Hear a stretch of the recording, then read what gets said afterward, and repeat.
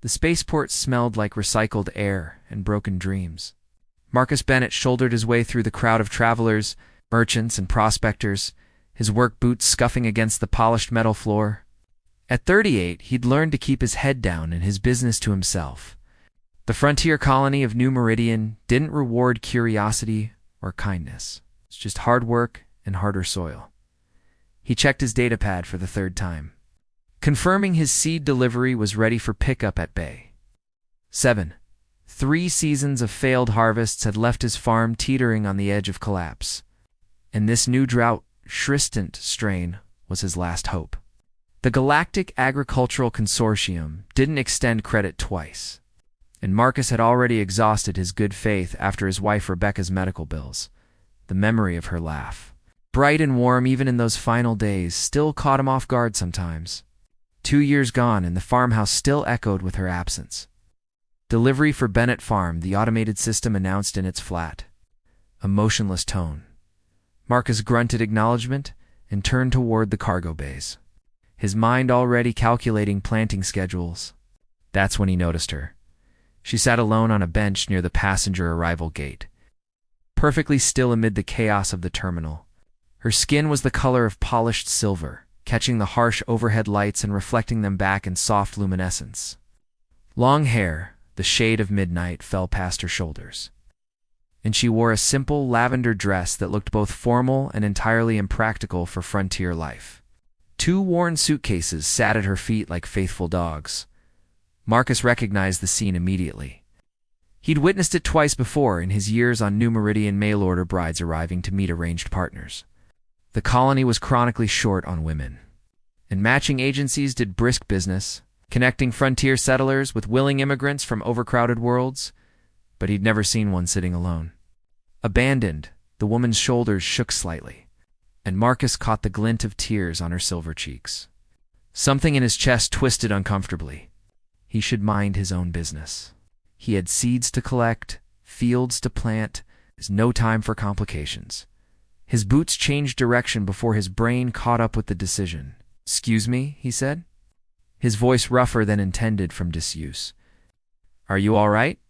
She looked up sharply, and Marcus found himself staring into eyes the color of amberworm, golden and currently brimming with barely contained tears. Up close, he could see the faint, iridescent patterns that swirled across her silver skin like oil on water. "I am well," she said in carefully measured English, her accent lilting and musical. "Thank you for your concern." Marcus shifted his weight, suddenly aware of how he must look. Dusty work clothes, calloused hands, 2 days of stubble on his jaw. "You've been sitting here a while? Waiting for someone?" Her expression crumpled slightly before she composed herself. "I was. He came. He left." Left. Marcus felt anger spark in his gut. "Just like that?" She nodded, looking down at her silver hands folded in her lap. "He said I was not as described in my profile. Too heavy, too plain, too—" She struggled for the word, inadequate for his needs. Marcus stared at her, genuinely baffled. The woman before him was stunning by any reasonable standard. Curves that spoke of health and vitality, delicate features, and an almost ethereal quality to her appearance. "That's the dumbest thing I've heard all year. I've heard a settler claim his chickens were possessed by ancient spirits." A startled laugh escaped her, quickly stifled. "You're kind to say so." "I'm not kind. I'm honest." Marcus ran a hand through his brown hair, now thoroughly committed to this conversation. "What's your name?" "Nira Solwyn, of the Valerian colonies." "Marcus Bennett. I run a wheat farm about 40 kilometers from here." He paused, then plunged ahead before he could second-guess himself. "Look, I don't know what your situation is now, but I've got space. A spare room. You could stay while you figure out your next move." Nira's amber eyes widened. "Why would you offer this to a stranger?" It was a fair question. Marcus wasn't known for his generosity or his social graces. Most folks in town knew him as the quiet widower who kept to himself, the man who'd buried his heart along with his wife, because leaving someone stranded at a spaceport is a coward's move, and I've got no patience for cowards. He met her gaze steadily. "No strings attached. You can help around the farm if you want, but you don't have to." just until you decide what comes next. Nira studied him for a long moment, those remarkable eyes seeming to measure his soul. Marcus held still, letting her look. Whatever she saw must have satisfied her, because she finally nodded. "I accept your offer, Marcus Bennett. I will not burden you. Didn't say you would." He reached down and grabbed one of her suitcases, surprised by its weight. "My transport's at the south lot. We should move if we want to beat the dust storms back." As they walked through the terminal, Marcus noticed the curious stares they attracted. A human farmer and a Valerian woman made an odd pair, even on a frontier colony where strange partnerships were common enough. Nira kept her head high, ignoring the whispers, and Marcus found himself respecting her dignity. His transport was a battered hauler that had seen better decades. But it started on the first try, a small miracle. Nira settled into the passenger seat, arranging her dress carefully. The ride back to the farm was quiet at first. Marcus focused on navigating the rough colonial roads, while Nira watched the landscape roll past endless fields of rust-colored grain, rocky outcroppings, and the occasional homestead huddled against the wind. "Your world is very different from Valeria," she said softly. "We have oceans that cover most of our planet. So much water." "New meridians dry as old bones," Marcus agreed. "Makes farming interesting. You grow wheat? Try to. Haven't had a successful harvest in 3 seasons?" He didn't know why he was sharing this. Equipment failures, pest infestations, wrong seed varieties. This year's gotta work, or I'll lose the farm. Nira turned to look at him. "I studied botanical sciences before she trailed off, then continued, "before I chose this path. Perhaps I could assist you." Marcus glanced at her, surprised. "You're a scientist?" Her voice carried a note of loss. "Valerian women of my build are considered unsuitable for professional positions. The matching agency seemed a better option than remaining unemployed and unwanted." Anger flickered through Marcus again. At her. But at whatever system had convinced this clearly intelligent woman that her only value lay in domestic service to a stranger, they crested the final hill. His farm came into view. It wasn't much, a modest prefab house, 2 equipment barns, and 200 acres of struggling cropland. The solar panels on the roof needed cleaning, and the fence needed mending. And suddenly Marcus saw it all through Nira's eyes. Small, plain, barely holding together. "It's not fancy," he said, preempting judgment. Nira's gaze swept across the property, taking in the fields and the house with its wraparound porch where Rebecca used to sit and watch the sunsets. "It is honest," she said finally, and something in her voice made Marcus's throat tighten. "I like honest things." He pulled the transport to a stop in front of the house. "Well then, welcome to Bennett Farm," as he helped her carry her suitcases inside. Marcus couldn't shake the feeling that something fundamental had just shifted in his carefully ordered, solitary existence. The house that had felt like a tomb for 2 years suddenly felt less empty. Nira stood in the doorway, silhouetted against the afternoon light, and smiled, small, tentative, but genuine. "Thank you, "Marcus Bennett," she said softly, "for seeing me when another looked away." Marcus nodded, not trusting his voice. In the kitchen, he could see dust motes dancing in the sunlight, and for the first time since Rebecca's death, the silence didn't feel quite so heavy. Maybe, just maybe, this harvest season would be different after all. Marcus woke before dawn, as he always did. For a moment, he lay still in the pre-dawn darkness, listening to the unfamiliar sounds of another person in his house water running in the guest bathroom, soft footsteps on the wooden floor. 2 years of solitude had made him acutely aware of every change in his environment. He dressed quickly in his work clothes and made his way to the kitchen, the floorboards creaking under his weight. The smell of coffee hit him first, rich and unexpected. Then he saw her. Nira stood at the stove, her silver skin luminescent in the soft kitchen light. She'd changed from yesterday's formal dress into simple work pants and a loose shirt, practical clothes that somehow still made her look elegant. Her midnight hair was braided back from her face, and she hummed something melodic under her breath. "You're up early," Marcus said from the doorway. She turned, startled, then smiled. "On Valeria, we rise with the tide cycles." Old habits remain. She gestured to the table where she'd set out 2 plates. I found eggs and vegetables in your cooling unit. I hope you don't mind. Marcus approached cautiously, looking at the eggs she'd prepared. They had an unusual golden tint and smelled faintly of something sweet.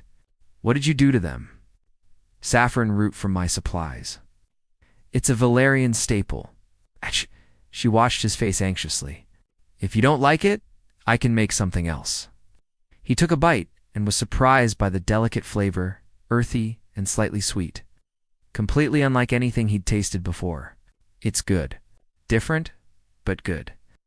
They ate in comfortable silence, the morning sun beginning to paint the kitchen walls with warm light. Marcus found himself watching the way light played across Nira's silver skin, creating subtle patterns that shifted as she moved. I'd like to see your fields today, Nira said as they finished. You mentioned problems with your crops. Marcus nodded, oddly pleased by her interest. The north field is the worst. Seedlings keep dying off and I can't figure out why. Outside, the air was cool and clean, the twin suns of New Meridian just beginning their climb above the horizon. Marcus led Nira toward the northern fields, pointing out various aspects of his farming operation.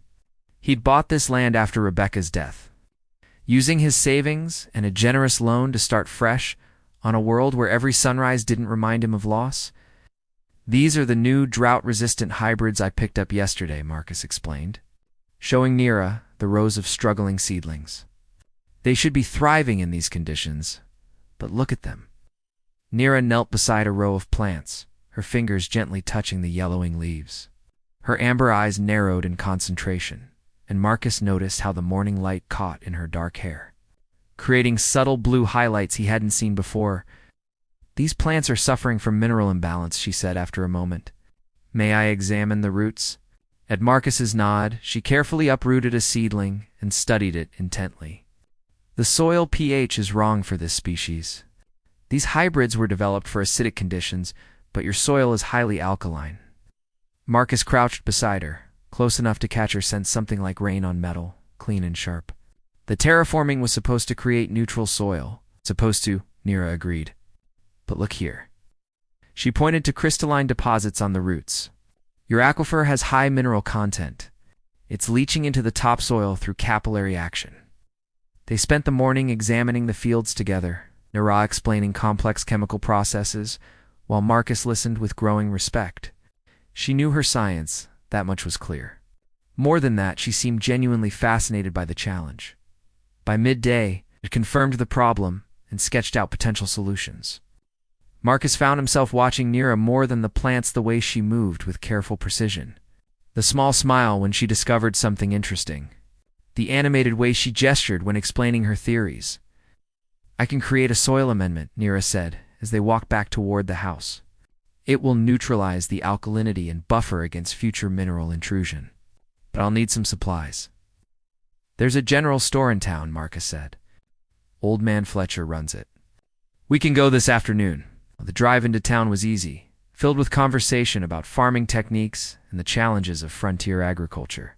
Nira asked endless questions about earth crops, but Marcus found himself talking more than he had in months. New Meridian's main settlement was a collection of prefab buildings arranged around a central square. It wasn't much a general store, a tavern, a medical clinic, and a few administrative offices, but it served the scattered farming communities well enough. Old man Fletcher's store was a cluttered space filled with everything. From farming equipment to preserved foods, Fletcher himself was a wiry man in his 70s with sharp blue eyes that missed nothing. Marcus Bennett, he said as they entered, his gaze immediately shifting to Nira. Heard you had company. News travels fast out here.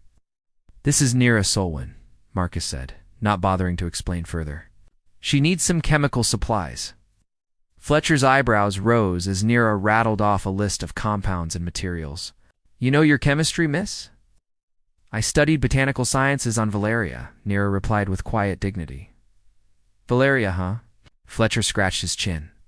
A long way from home? Sometimes distance is necessary, Nira said simply, as Fletcher gathered the supplies. Marcus noticed the curious stares from other customers. A Valerian woman was uncommon in these parts, and her presence with Marcus, the reclusive widower, was clearly causing speculation. And people are staring, Nira said quietly as they loaded supplies into the transport. People are bored, Marcus replied. Gives them something to talk about besides crop prices. Does it bother you? Being seen with me? Marcus stopped and looked at her directly. No. Does it bother you being seen with me?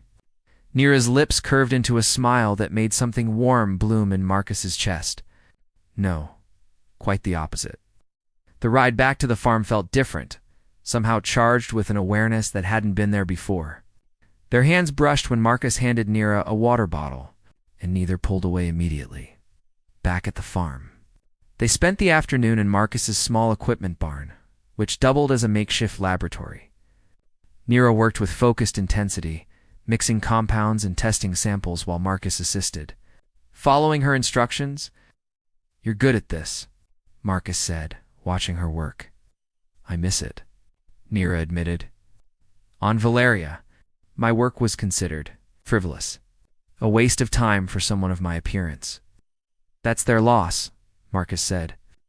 "And stupidity." Nira looked up at him, those amber eyes soft. "You say such things so easily because they're true." They held each other's gaze for a long moment before Nira returned to her work, but Marcus noticed the faint shimmer of silver on her cheeks, a Valerian blush. He realized as evening fell, they worked together to prepare dinner. The kitchen felt smaller somehow, more intimate, and Marcus found himself hyper-aware of every time they moved around each other, the brush of shoulders, the proximity of hands reaching for the same utensil. "On Valeria," Nira said as they sat down to eat, "we have a saying, the tide brings what the shore needs. I think perhaps coming here. Meeting you was my tide." Marcus felt his throat tighten. "Rebecca used to say, things happen for a reason. I stopped believing that when she died." "But you believe in helping stranded strangers at spaceports," Nira said gently. "That's just being decent." "No, Marcus. That's being good." She reached across the table and placed her silver hand over his calloused one. "You saw me when you could have walked past? You offered shelter when you could have stayed silent. That is not just decency. That is kindness." Her hand was warm, the silver skin softer than it looked. Marcus turned his hand over, lacing his fingers through hers experimentally. They fit together surprisingly well. "I haven't been kind to much of anyone in 2 years," he admitted. "Perhaps you were waiting for the right person to be kind to." They sat like that as darkness fell. Hands joined across the table, neither speaking but both understanding that something significant was happening between them. The farmhouse that had felt like a mausoleum now felt alive again, filled with warmth and possibility. Later, as they said goodnight in the hallway between their rooms, Nira touched his arm gently. "Thank you, Marcus. For today? For everything." Marcus nodded, not trusting his voice. As he lay in bed that night, staring at the ceiling, he realized he was smiling. The ache that had lived in his chest since Rebecca's death hadn't disappeared. But it felt different now, less like a wound and more like a scar. Healing in the morning, they would treat the fields. They would continue their work. But tonight, Marcus allowed himself to feel something he hadn't felt in years. Hope. Hope that maybe the soil wasn't the only thing that could be amended and healed. Maybe hearts could recover too, given the right conditions and the right person to tend them. Outside his window, twin moons of new meridian rose over the fields, bathing everything in silver light. In the room down the hall, Nira was probably still awake too, thinking thoughts he could only guess at. But tomorrow, they would work together again, and that was enough. For now, that was more than enough.